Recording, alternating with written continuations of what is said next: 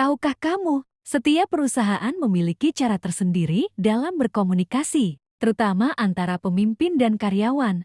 Nah, salah satu contoh menarik bisa kita temukan di sebuah perusahaan konveksi bernama Chevy. Berkat Tritunggal, perusahaan ini berdiri sejak tahun 2016.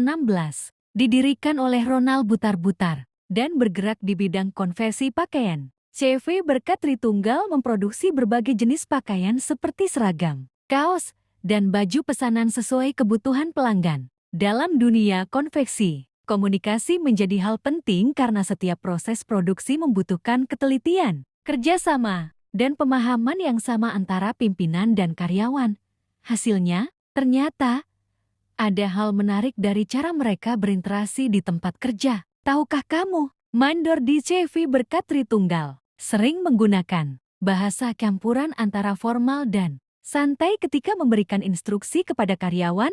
Mengapa demikian? Karena gaya komunikasi yang terlalu formal seringkali membuat suasana kerja terasa tegang dan kaku. Sebaliknya, dengan gaya bicara yang lebih santai, suasana menjadi lebih hangat dan akrab, sehingga karyawan tidak segan untuk bertanya jika ada hal yang belum mereka pahami. Hal ini membuat proses kerja menjadi lebih cepat dan efisien. Selain itu, tahukah kamu bahwa sang pemilik, Ronald Butar-Butar, memiliki gaya komunikasi yang berbeda dari kebanyakan pimpinan? Beliau lebih suka memberikan instruksi melalui contoh langsung atau biasa disebut demonstrasi kerja. Daripada hanya menjelaskan secara lisan, Ronald memilih memperlihatkan bagaimana pekerjaan harus dilakukan. Metode ini terbukti sangat efektif, terutama bagi karyawan baru yang masih dalam tahap penyesuaian. Dengan melihat langsung, mereka bisa lebih memahami teknik, kecepatan, dan hasil kerja yang diharapkan.